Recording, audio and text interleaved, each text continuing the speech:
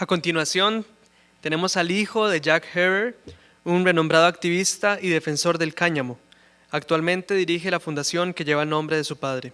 Escuchemos los beneficios de los efectos transformativos del cáñamo en la comunidad y el país de Dan Herer. Somos una ONG en Estados Unidos y nuestro propósito es educación y la historia. Jack Herer fue un pionero del movimiento del cáñamo moderno. Su pasión y su convicción diciendo que el cáñamo no solamente era importante para la humanidad, sino esencial para nuestra existencia. Su libro, El emperador no tiene vestimenta, desnudo, era un registro de las civilizaciones alrededor del mundo que lo usaban para efectos de salud, seguridad, inclusive riqueza. Y el libro fue un catalizador de inspiración, una inspiración para lo que está pasando ahora en la comunidad del cáñamo a nivel mundial. También nosotros estamos sobre sus hombros, básicamente para poder hablar de todas las revelaciones con base en la producción futura del cáñamo, de la industria del cáñamo, y básicamente estamos agradecidos con los líderes científicos alrededor del mundo que vengan a compartir sus pensamientos, sus perspectivas en esta actividad aquí en Costa Rica. Los productos que se pueden hacer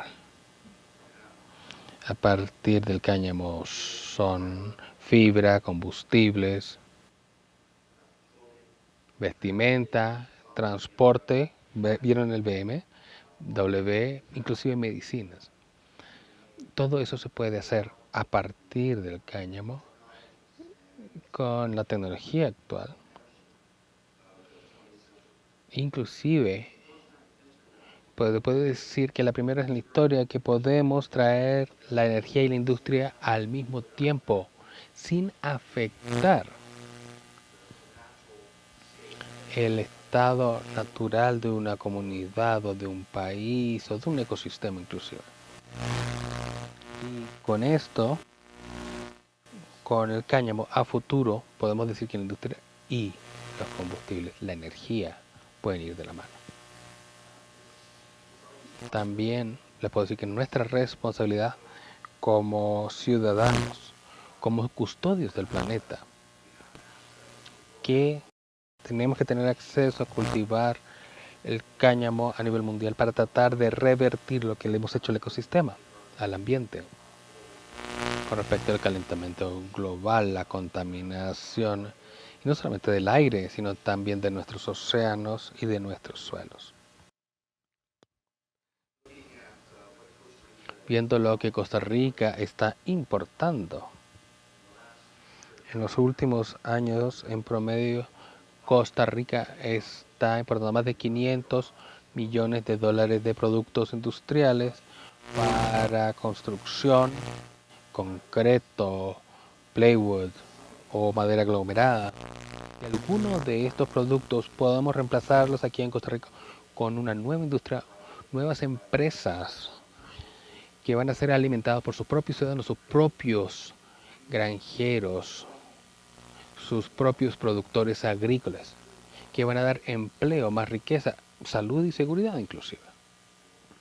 ¿Saben?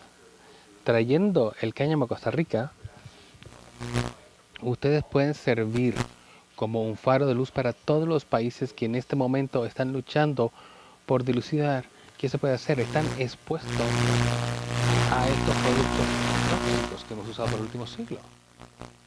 E irse a estos nuevos productos, utilizar nuestros recursos, nuestra energía en una nueva dirección que sea mucho más limpia, más útil, no solamente para el ambiente, sino para nuestra existencia. Siguiente, por favor.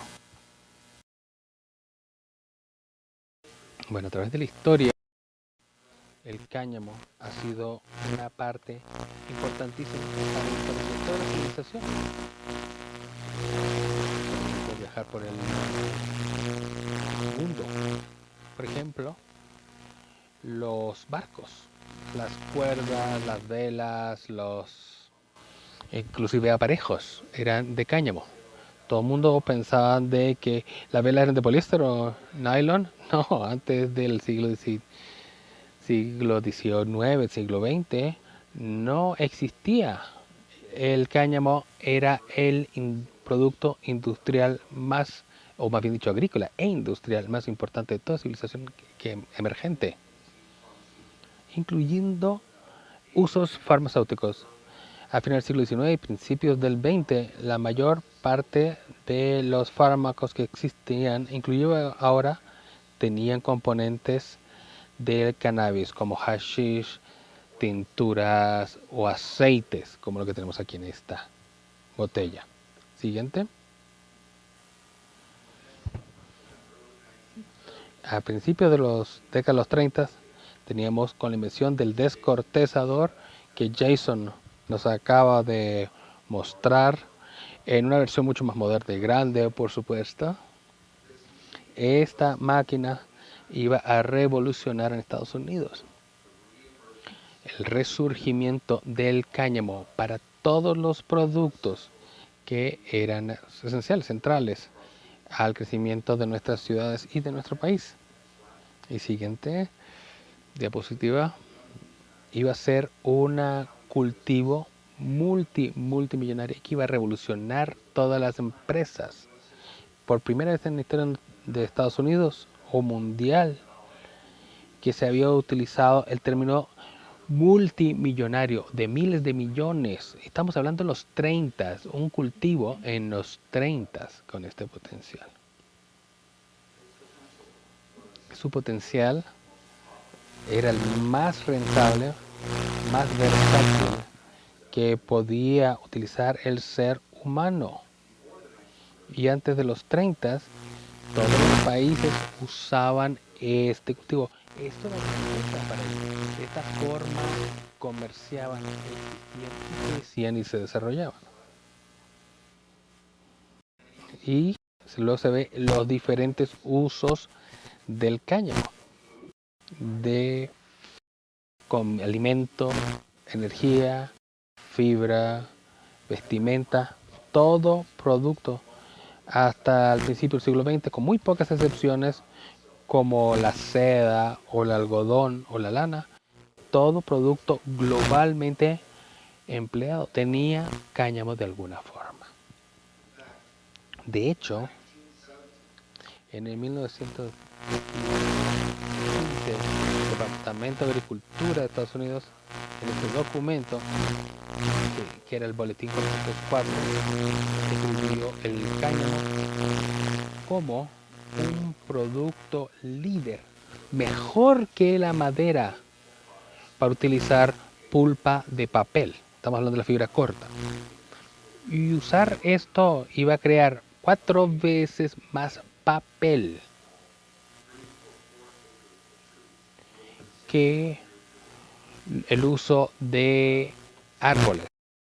20 años. Y eso era una gran aceleración, pero era una gran amenaza para las corporaciones que se estaban desarrollando a principios del siglo XX, con aspectos sobre todo químico, petroquímico y productos y el petróleo que se estaban utilizando o emergiendo como las nuevas alternativas. Entonces, el cáñamo era una amenaza para la rentabilidad de estas nuevas corporaciones. Siguiente. Y por eso, el gobierno estadounidense comenzó a utilizar propaganda junto con la industria como periódicos o revistas y cambiaron en la palabra de cannabis o cáñamo, su nombre natural, a marihuana para pensar que esto es algo nuevo. Y por esto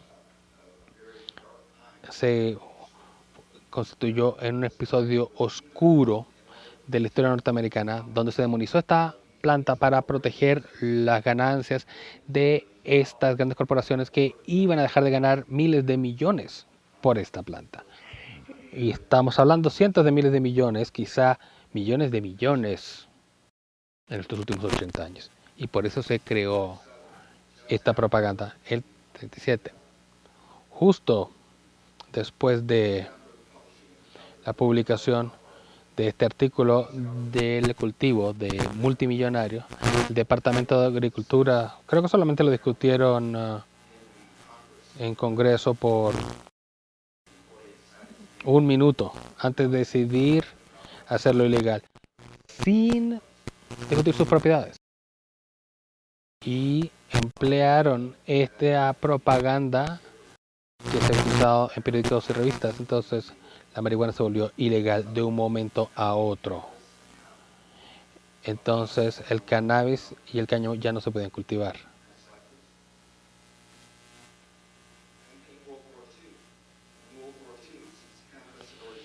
Y ya que para la Segunda Guerra Mundial ya el cáñamo era ilegal, pero estábamos en guerra en Filipinas, por ejemplo, el país ya no tenía su fuente alternativa de fibra y necesitaban cultivar esta fibra para poder producir nuevos productos para el conflicto bélico.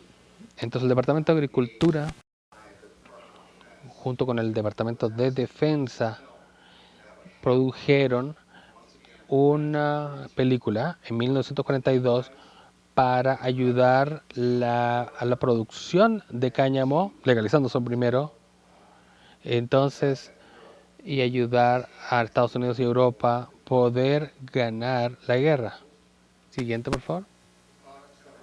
Los productos que se utilizaron de la producción de cáñamo de 1942 a 45 fue, por ejemplo, en cuerdas, paracaídas, mochilas y otro tipo de materiales textiles que se necesitaban en Estados Unidos para poder seguir participando en el esfuerzo bélico y poder ganar la guerra.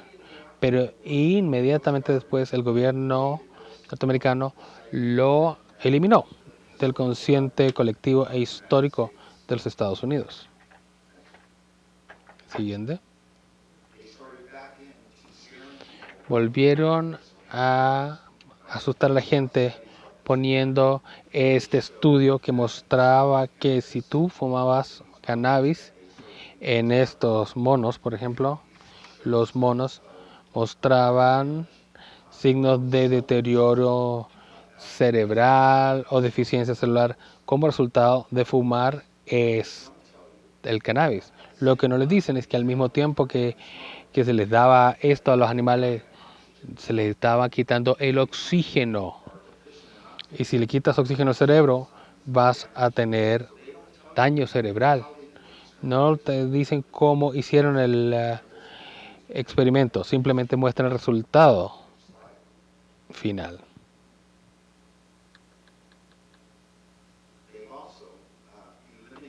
También eliminaron su uso en la historia, inclusive en los museos nacionales de Estados Unidos y a nivel global. Entonces, cuando ibas a un museo o se veía un artefacto o un centro educativo, parece, entonces ya se hizo de seda, algodón o linaza, etcétera. Pero todo lo que se hacía de cannabis fue etiquetó como otros materiales. No querían usar ni siquiera la palabra cáñamo para que no se la asociara como un producto útil. Para tratar de convencer a la gente de que este era un producto inútil y había que eliminarlo del uso. Siguiente.